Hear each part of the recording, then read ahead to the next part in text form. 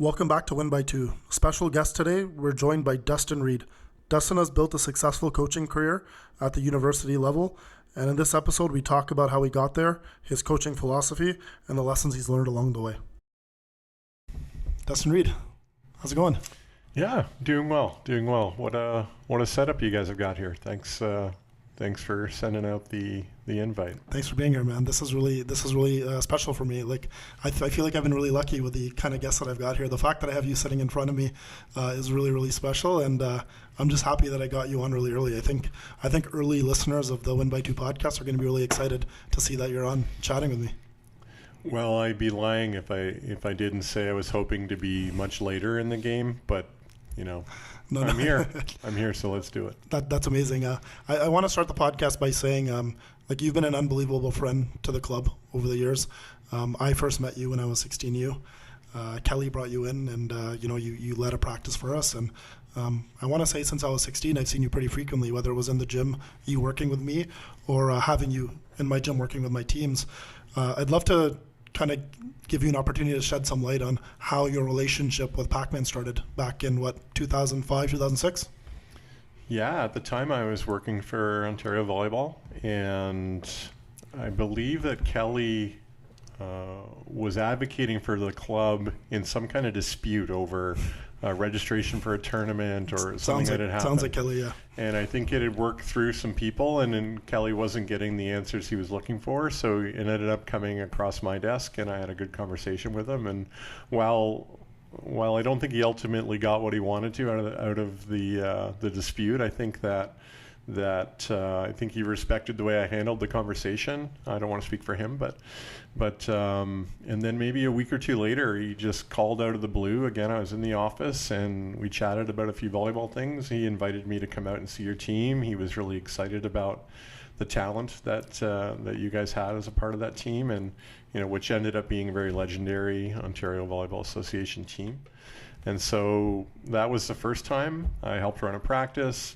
Kelly would always have me come out, and then we would go out for wings after, and that's where we would talk about the roster. We'd talk about things he wanted to do with his team, issues that he saw on the horizon that he wanted to so it wasn't just in the gym. It turned into a really kind of fun volleyball relationship, and then to see the club grow, to see the success that you and your team at that time had, but then how things have evolved after. And when I moved on from the OVA, we managed to keep that relationship strong. For many years, I was driving in on Sundays to run some developmental sessions with all genders and age groups, and even to this day, coming in trying to work with every team in the club once or twice a year has been super rewarding for me, and amazing to see the impact that the club's had, not just here in the West End, but across Canada. Yeah, and if you talk to Kelly Smith now, he'll absolutely credit you a lot for a lot of the club's success, not just from coming in and running practices, but from those kind of coach development moments. So going for wings after, talking volleyball. I remember he always felt, and I was lucky enough to be a part of those, but I know he always felt like the practices are great. You always came in and ran an awesome 2 hours. But that, whatever, hour and a half, 2 hours after, in that coach development piece or just talking, we always felt like that was such a valuable opportunity to talk about volleyball. Yeah, as a quick story maybe, I remember during that first year, so you guys had an extremely talented team. One of the talented players on the team was Daniel Deering. Just had him on, by the way, recently on the podcast. And Daniel had an injury in the middle of the season, and I kind of I wasn't as invested as Kelly, so I could say, it might turn out to be the best. You give some different people some different responsibilities, and you teach your team how to, face adversity and make some adjustments and continue moving forward. And then towards the end of the year, yourself had an injury. Yep. You had to move a left side, Derek Quinn, to be the setter. And I think he felt that going through some of those challenges in the middle of the year really helped you guys deal with what you faced towards the end. And we all know that it culminated with an amazing performance at national championships that year. So, yeah, that comes to mind, and I think it speaks to what's special about Kelly as a coach, which I don't think a lot of people talk enough about, was how he managed people and how he got the best out of people in key moments, and how he was always, he always had the back of his players, and they felt like he was going to go to battle for them, and so I could say, stuff that was mostly cliched, to be quite honest, and he would take it and think about it and find a way to make it work great for his own team. When you had those experiences with us early on, did you learn pretty quickly maybe what the needs were for club coaches and coaches in general? Like, I know sometimes coaches just, want you to come in and, run a practice, but how valuable is it to maybe come in and just also be just a different set of eyes, for the layout of the team, like suggesting like, hey, maybe we should put this guy as a setter and maybe we should put this here. Like, is it equally as important to just be a fresh set of eyes to look at a team and maybe just, give the coach some insight that they never had before, as opposed to just coming in and, doing 2 hours of drills and serving and passing and things like that?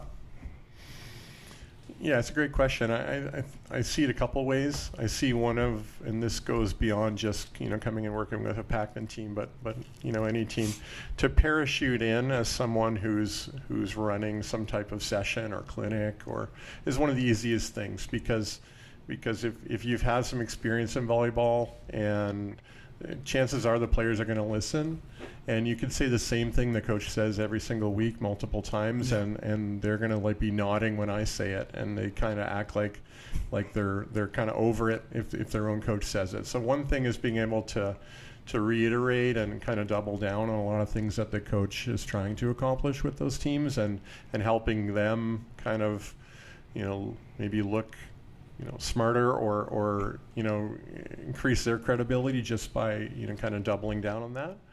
And I think the other piece is, particularly when you have a chance to chat afterwards, is saying like it's okay to try this. It's okay to take some risks with what you want to do with the team.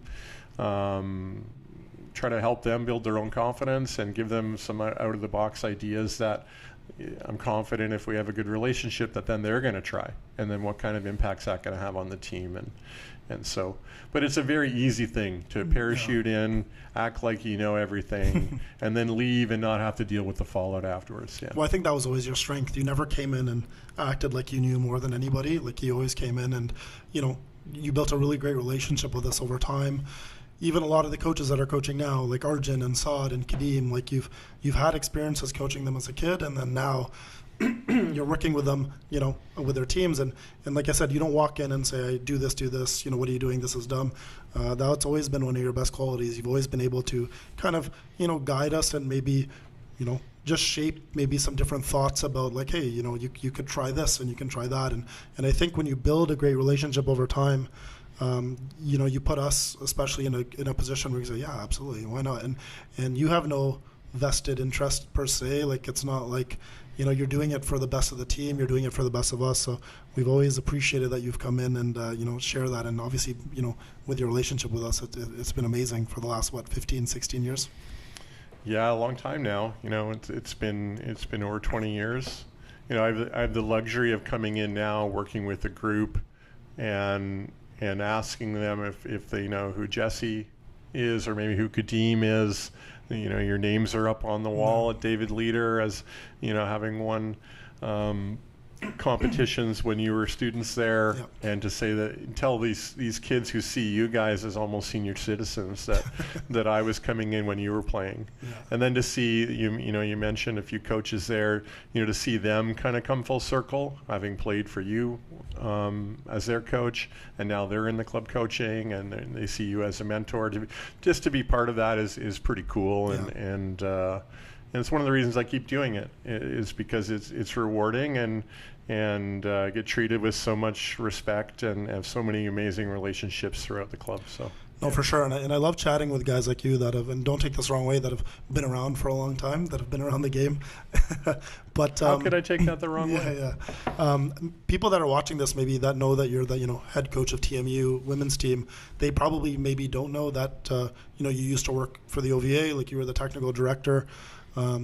You've seen this kind of scope of volleyball over the course of the last 15 to 20 years. You've been a part of it. From what you were seeing or doing back then at the OVA as a technical director, from what you're seeing now as, although you're coaching at a varsity level, you're still very much involved with the OVA. You're coming to tournaments, you're recruiting athletes. Have you seen any major differences? I know this is a pretty loaded question, but have you seen any major differences from back then to now in the sport and, how it's evolved and grown? When I was competing within the OVA and, the age groups were staggered over 2-year increments, and at our provincial championship, there might be 11 or 12 teams in our age group, which was actually over 2 age groups at that time. The OVA's impact and the impact that certain staff members had on my own career, being a member of Team Ontario during those years with legendary coaches. My head coach was Brenda Willis. My assistant coach was Dave Preston. Two of the most celebrated coaches in the history of Ontario volleyball. And I always appreciated the role that the then technical director, Hernan Humania, who obviously has had a relationship with through Pakmen as well, had on my own path. Really stuck with me when I was competing and later on playing as a pro and starting to get into coaching a little bit. I coached in a professional environment in Europe 1 year, and then a second, and then I saw that the OVA had posted to hire a new technical director, and I was like, wow, I know what that looks like.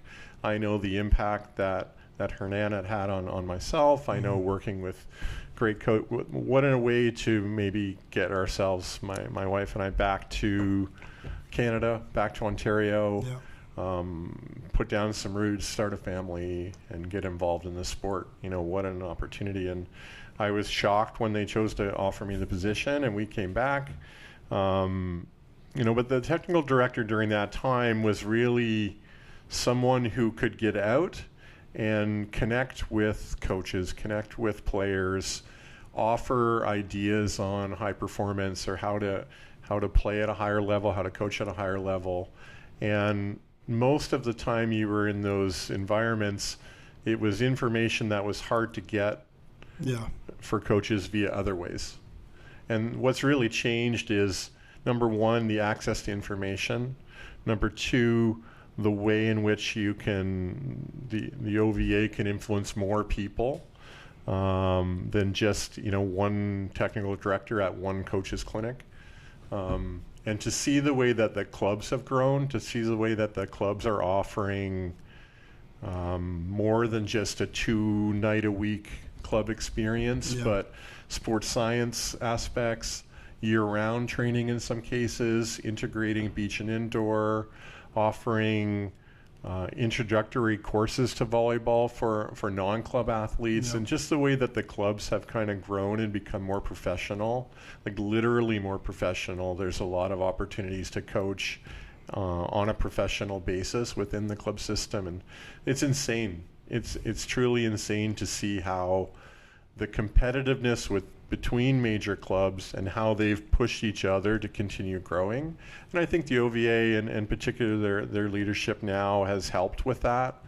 Has really changed the game, and it's allowed for an explosion in popularity, an explosion in participation in the sport, and it's pretty cool to sit where I am now and experience something crazy like we saw at the provincial championships this year with the venue that they filled and so many opportunities for people. So I know I'm rambling a little bit, but that's to say that's been an evolution or that's changed is an understatement. I think some challenges with capacity, so finding facilities, finding coaches to continue to evolve. I think looking at high performance in the sport and trying to get from good to great. With how we develop athletes, I think there are some challenges there, but yeah, you can't even describe the environments, from when I started 2004 to what I see now. But was that part of any of the chatter when you were there about growing the sport and getting volleyball as big as possible and getting as many more teams and adding tiers? Was that lingo conversation happening when you were there? Hilariously, yes, absolutely it was. But we've thought that the growth that we were going through in the mid, say 2005 to 2008, we thought that was unprecedented. We thought, having beach competitions fill Ashbridges Bay and fill the beach in Coburg was like, something that we're never going to see again. Yep. And, we thought, going to an open provincial championship model, I believe it was 2008. That was my first year, actually, yeah. Rim Park was the very first year. That was just, almost a ridiculous notion. And I remember the staff, myself included, but mostly their staff, working 19-hour days to just pull off that event with very limited volunteer base. And I look at now the amount of competitions and the way that the OVA undertakes them, and their what's the right word? I'll use the word capacity, like the courts that they own, the storage that they can pull them out of, how they can create these massive. It's just staggering to think that we thought we were pushing the limits back then, and it's just dwarfed anything that we believed back then. And I started working in 2004 with the OVA. We had one Team Ontario team per gender on the indoor side. We had no athlete development programs on the beach side. And quickly, within a few years, we'd established different age groups and new things. And to look at the way that those programs impact literally thousands of players each year is quite something. So kudos to them. Yeah, that was pretty cool. I remember, I started playing in 2004, and they were all these single event provincials at a school, 9 teams, 10 teams, And then all of a sudden, fast forward to my 18th year, we're at Rim Park. And I remember being a kid, wow, this is even just in a span of 3 or 4 years, this concept of open provincials, even for me in the moment, felt like this was massive. And then obviously, you can't even compare what's happening now. Rim Park can't even come close to handling the capacity of Ontario volleyball. The schedule just came out, and next year it's in 4 different venues. It's at Rim Park, it's in Mississauga, it's in Ottawa. So it is kind of cool to see the trajectory of where volleyball's gone. How much do you think the clubs have done a really good job kind of taking care of their own, I don't know whether you call it their own region or running their own programmings and just kind of going in their own direction of volleyball? Do you think just by clubs getting bigger and bigger and bigger that really, helped with this kind of growth? Yeah, without a doubt. And I think what's unique about that topic is, the copycat nature of the way competition works. And so, again, I'm dating myself, but in 2005 to 8 range, again, I'm working within the OVA, and at the time, Durham Attack Volleyball Club had this massive house league program, and very few other places saw value in, very few other clubs, I should say, saw value in finding gym space for people that aren't playing in club tournaments. Why would we do that? And Durham showed that it was a great way to first expose your club to the community, and also to have people become more experienced and prepared to be club volleyball players by the time they were, say, 14U or even 15U at the time. And within a couple of years, there were 20 other house leagues. And that example kind of bears out through so many different avenues. If we look at training more than 2 times a week. So how many clubs out there started adding additional trainings, adding a beach? Maybe the club's not offering the beach programs, but offering a connection to beach volleyball, and the increased access to courts and facilities, and players who are now looking at learning the game in an indoor environment for 7 to 8 months, and then a beach environment for 3 to 4 months. And teams, clubs that have decided to really focus on sports science and add their own leadership development, nutrition, strength and conditioning, scouting, video analysis, all those aspects that in the past might have been some rogue coach, hidden away somewhere that was doing it. became the norm. And other clubs that are seeing teams have success, again, I'll use another club as a, this is a Pakmen podcast, but I'll use another club as an example. When the Ottawa Mavericks adopted their high performance model, and they started charging a little bit more than a typical club team, like they were criticized and people laughed at them that they were charging this amount of money for a club volleyball experience and like not having success. So like you're paying more money to lose the same amount. And 2 years later, they won 3 national championships in 1 year, and it changed a lot of other clubs because they see that success. When Rob Fernley and Defensa started training 5 times a week with one team in the club, it morphed into 2 teams in the club and started having all this success.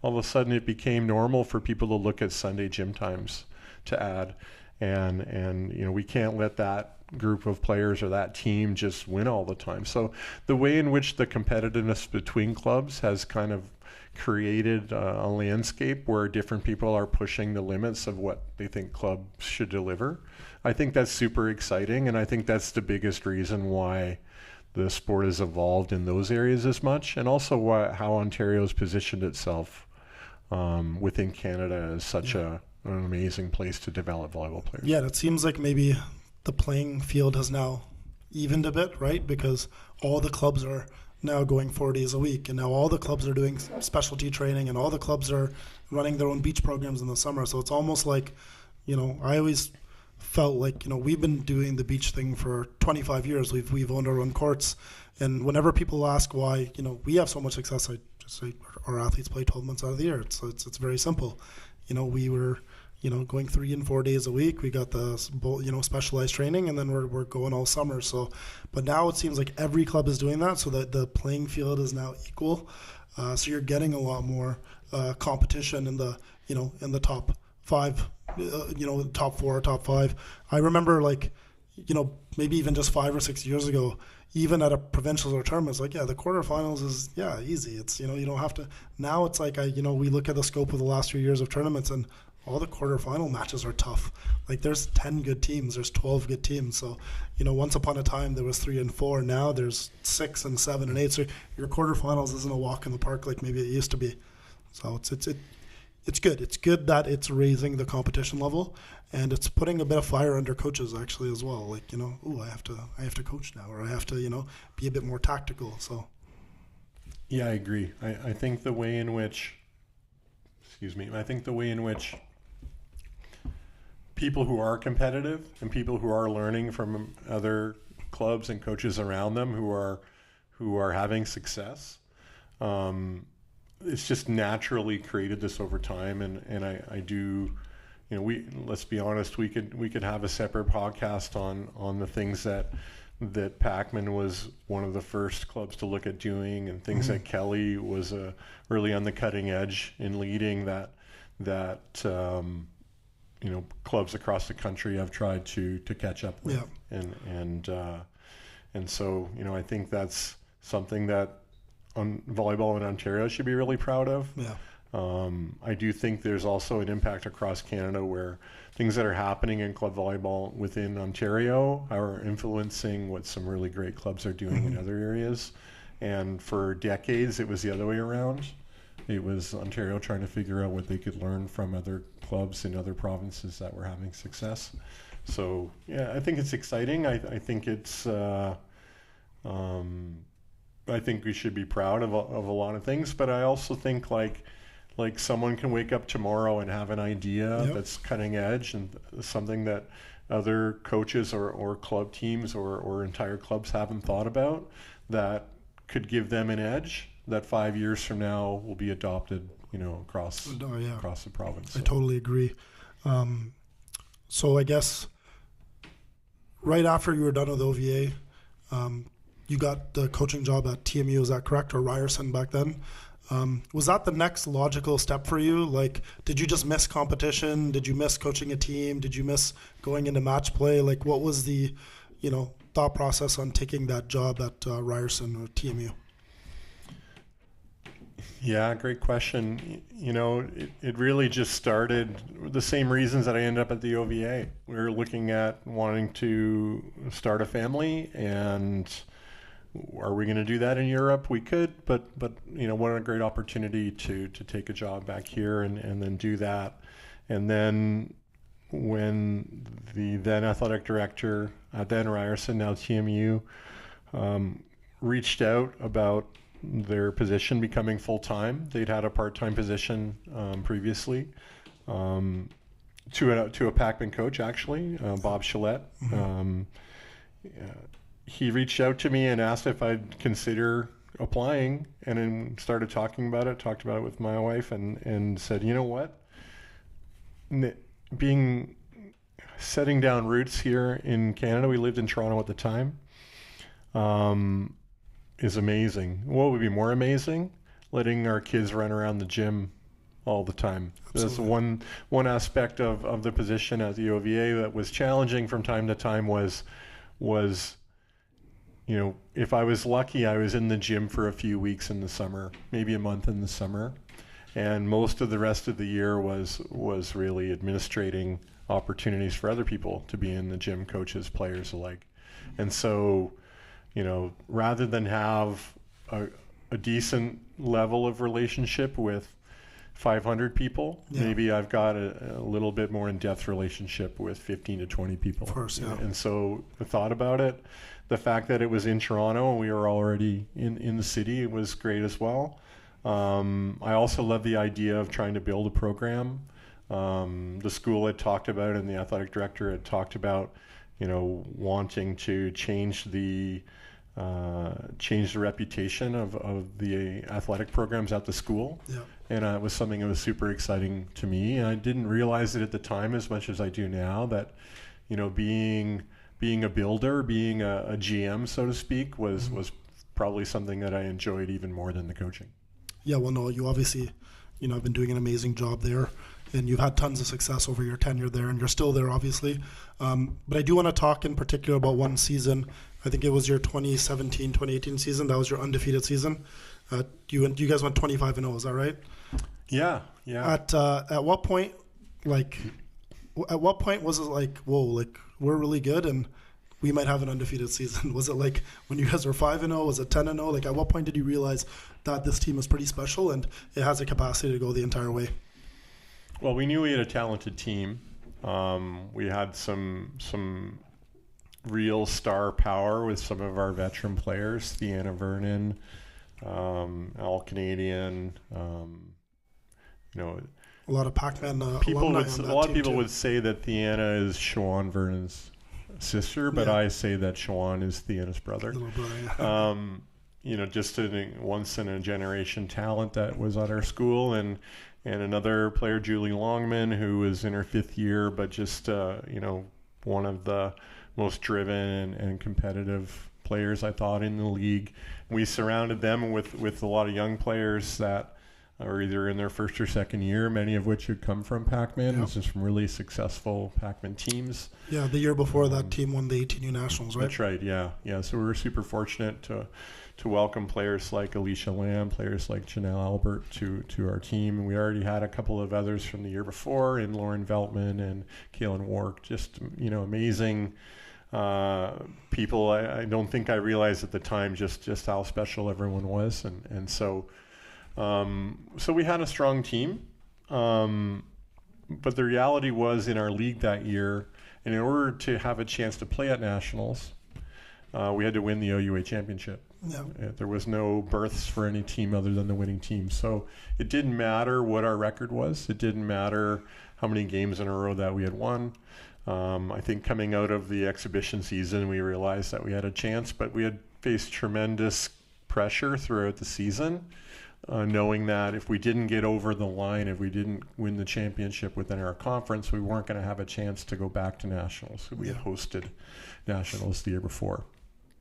And so I wouldn't say that we really got a chance to enjoy it until we won the OUA championship in our own gym. Really special moment. So many of our alumni in the building, and family and friends, and really special opportunity. But within a couple of hours of having that success, meeting as a team, it was clear that they had bigger sights, and we wanted to do something special next week. And what did that national championship look like? Even just going into it, like Ontario hasn't historically won too many national championships or youth sport championships, right? Even on the men's side, it's very heavily dominated by Western teams or even Quebec teams. What was the landscape of that nationals looking like? Like, what was the strength of some of the other teams? Were they just bigger? Were they more physical? Like, what were some of the challenges that you guys faced, even just preparing? Yeah, well, I would say that many of the teams that we thought would be the teams to beat were Canada West Conference teams. I will say that 2 years previously, University of Toronto, led by one of my biggest inspirations in the sport, Christine Drakage, had their own undefeated season through our own conference, and then had won 3 straight matches at nationals to win the national championship. And it was the first time, I believe at that time, the first time in 35 years, I think, that an Ontario team had won the championship. So the impact that had on, I think, our conference as a whole, but also our young group, to say that we can go and have that success. There's no doubt that the nature of the Canada West schedule and their playoffs ensures that the teams that do qualify from that conference are really well prepared and ready. And we had learned that hosting the year before. We had learned with the way that those teams carried themselves, how we could kind of change some things about how we saw our chances. I will say this, throughout our lineup, we had players who had done very well in club provincials, nationals the previous number of years, and had played a lot of the best players who were on the Canada West teams, and it had success against them. So we weren't like shying away from that. And in our first match at nationals, we were playing a really great team from UBCO Okanagan. Yeah. And they just schooled us in the first 2 sets. Like, we were not ready for the level of intensity, the level of execution. And we faced really tight conditions in the 3rd set, and it felt like it was going to be over before it started. And somehow we survived and won that set, and then we kind of vaulted forward from there. And from that point on, I think we won 9 of the next 11 sets. Wow. And so when we survived that first night, got through the quarterfinal, we played great teams from University of Calgary and University of Alberta in the semis and finals, and had lots of ups and downs, but found a way to come out on top. Well, this is good because I like to get to some coaching stuff too. Obviously, you're one of the top coaches in our country. In that quarterfinals, when you're down like that in 2-0, what type of changes do you traditionally make? Are you just trying to will your team and you just keep going kind of same lineup, or did you have to make any major changes in that quarters, if you remember? Oh, I remember it well. I think the nature of the team we had that year is that we didn't have, and we hadn't faced a lot of situations through the year where we had to make big changes to who was on the court. And in that moment, really, I just wanted to see what I had seen all season. I wanted to see it on the court. I wanted to see us play with the type of confidence and aggressiveness and comfort that we had done the whole season, even if it meant we didn't have success, even if it meant we lost 3-0 and we head over to the other side of the bracket. How it worked out was, we actually played decent in the 3rd, and we had a fairly big lead. And then we started feeling the pressure, and we were in a difficult rotation. And I think we went from being up 24-19 to 24-23, maybe even more sideways than that. Yeah. And here we are, and I literally remember saying to our coaches on the sidelines that I can't believe this is how it's going to end. Yeah. And they served it out of bounds at 24-23. And so that was the moment where we had, fate intervene, if you want to speak in cliches, but like it just gave us enough kind of a kick in the rear end to then like kind of be who we thought we could be, and like I said, we won 9 of the next 11 sets after that. 3 teams we played. So you just rolled with this, like you just kept rolling with it. You just kept pushing the same group, trying to get the most out of them as you could. Well, I'll say, and like I do say this with empathy. I can laugh about it now. I hope that we could all laugh about it, but we made a substitution during that point where the team was trying to catch up, and we tried to go like a double sub scenario where we brought a setter in, and it didn't work out. It didn't help us play any better. We quickly reverted back, and if we had lost that set and our season had kind of ended in that way, it would have been a really tough pill to swallow. Absolutely. And it would have felt horrible for those players to have put them in that scenario.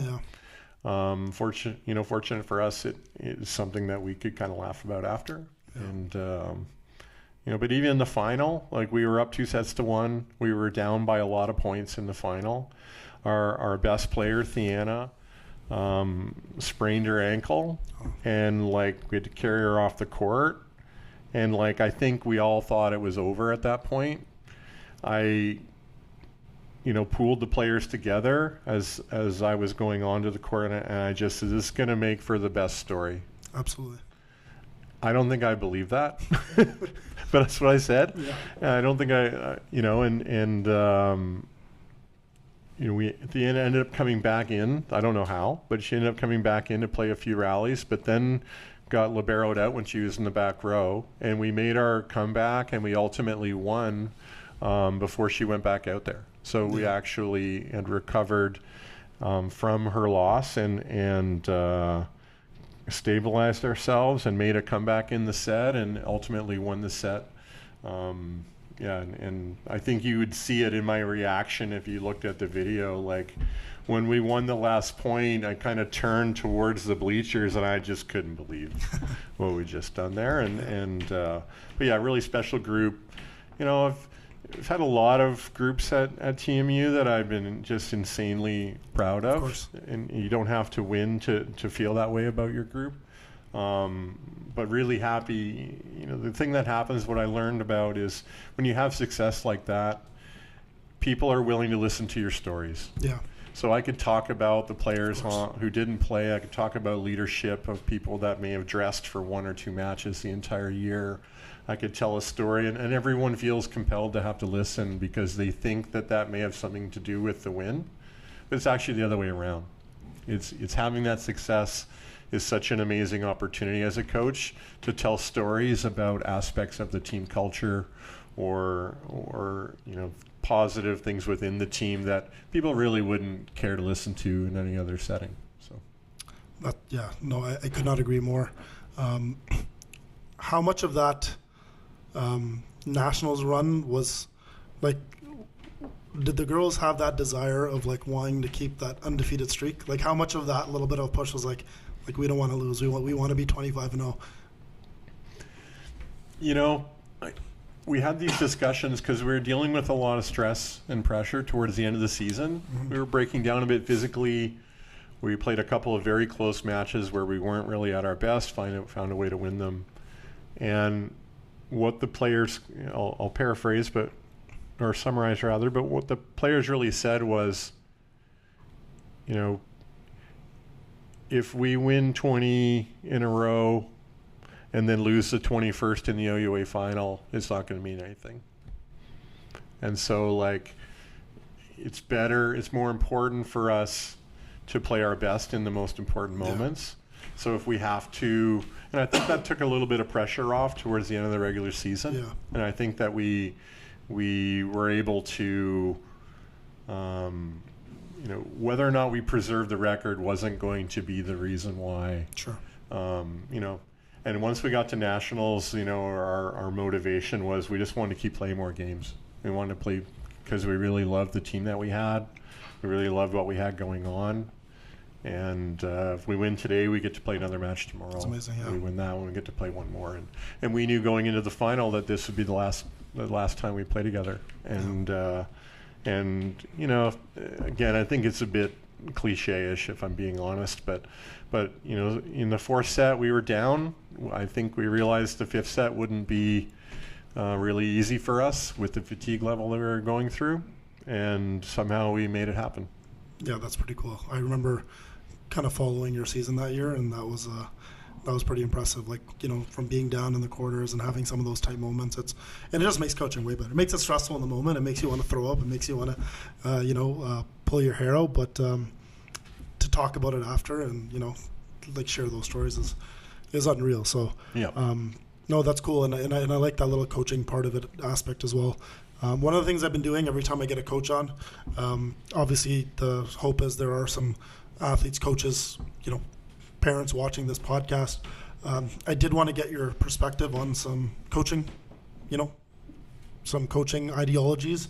We're going to pop a couple of questions on the TV over here if you don't mind taking a look. Let's take a look. First question over here is, how would you describe your coaching philosophy in 1 or 2 sentences? And if it's more, it's totally okay. Well, this is an easy one. Yeah. Because most recruits love to ask this question, whether or not they really are interested in the answer or not. It's a staple. Yeah. You know, it's morphed over the years, but it really comes down to 2 pieces for me. One is I want to coach the players that I have the opportunity to work with in a way that they're going to be on a path to reaching their potential. And so how do they keep improving? How do they keep growing? How are we identifying strengths that they can leverage and areas where they need to improve? So I'm always working with a player in a way that they're not necessarily fully satisfied and that they're working towards new goals. And the other one is that I want to coach them in a way that they're going to stay involved with the sport their entire life. Yeah. And I, you know, I've actually experienced times where I've worked with players where, you know, their last volleyball experience is at the end of their experience with our team, with the team that I coach. And like, that's a very humbling and sad realization to see that decisions that I might have made put them in a position to affect their relationship that they have with the sport of volleyball. And I would be proud to say that there have been a number of situations in more recent years where we've ended up taking on players who were unsure about their own relationship with the sport. Yeah.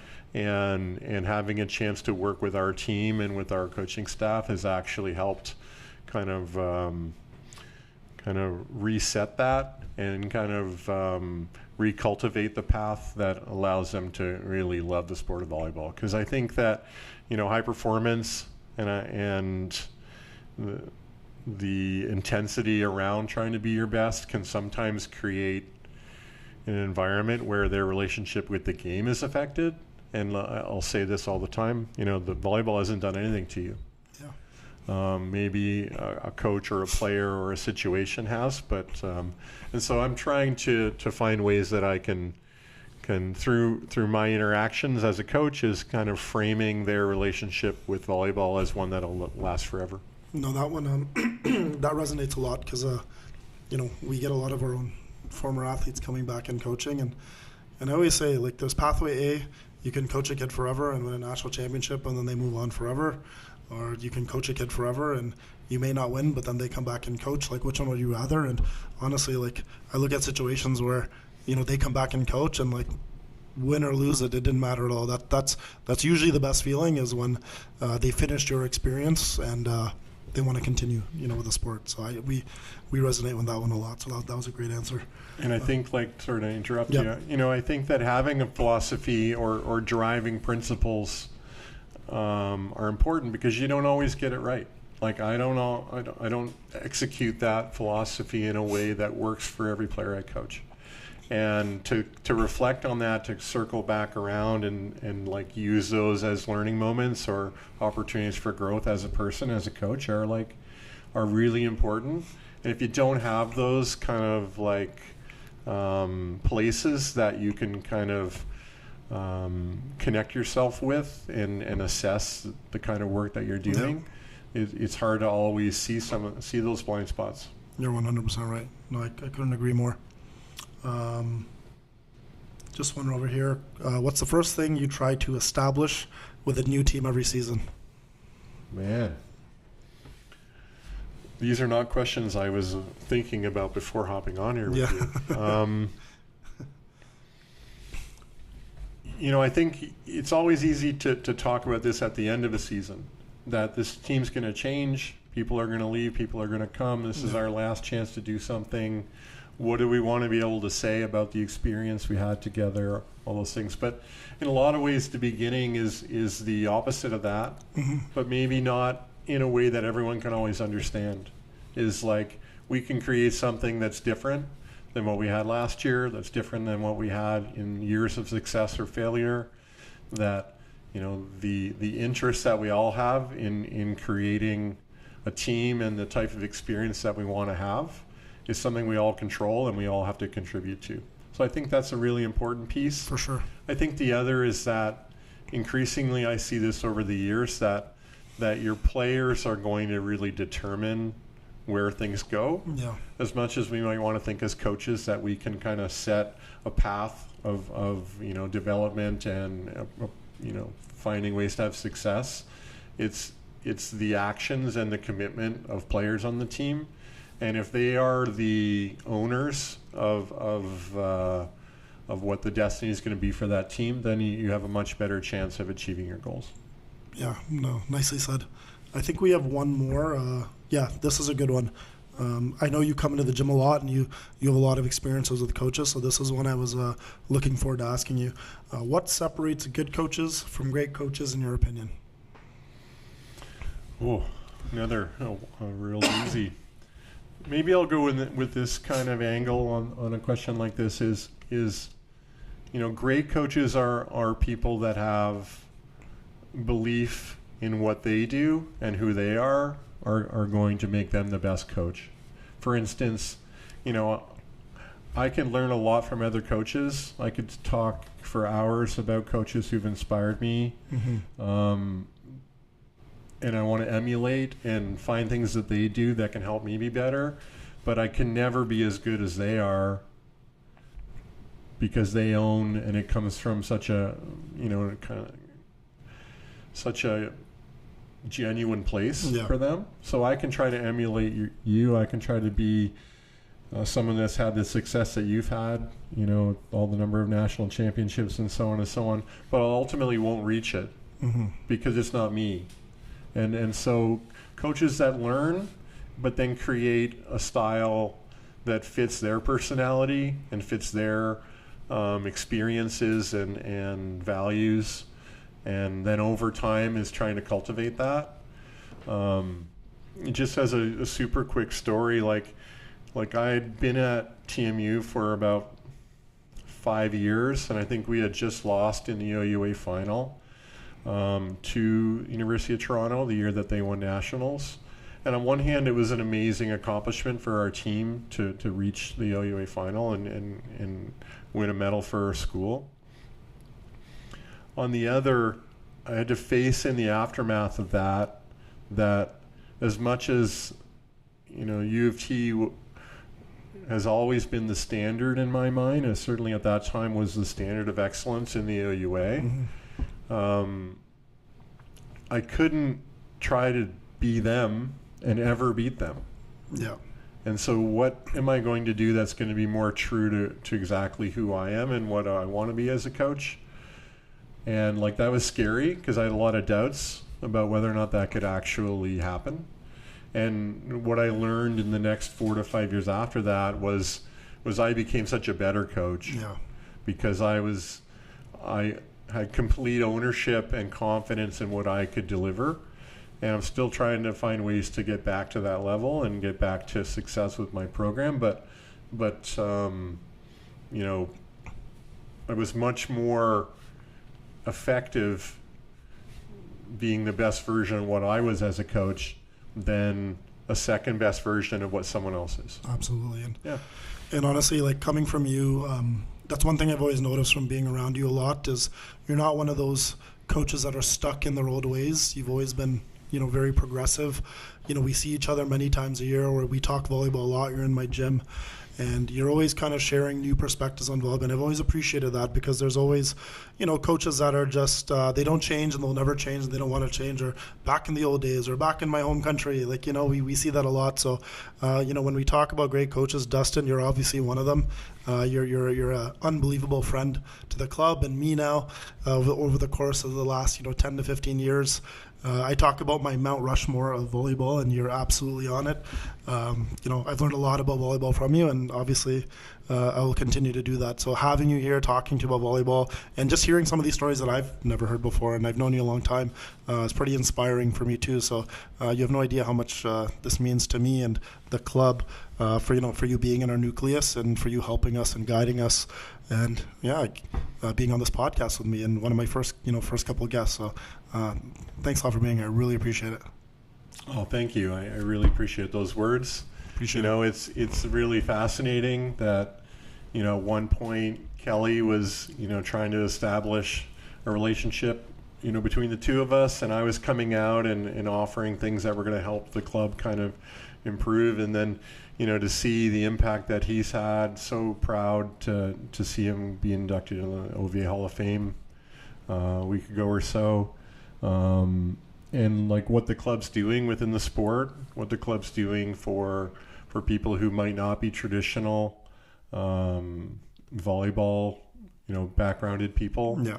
And the impact, even what this this initiative with the podcast is going to have, like it's completely the other way, where I'm trying to find all the ways I can to learn from the impacts that the club's had on the sport, and it's truly, an amazing success story within volleyball. I think within youth sport, and to stay connected to Pakmen is one of the things I'm most proud of. So thank you. We appreciate it, man. All right. Thank you.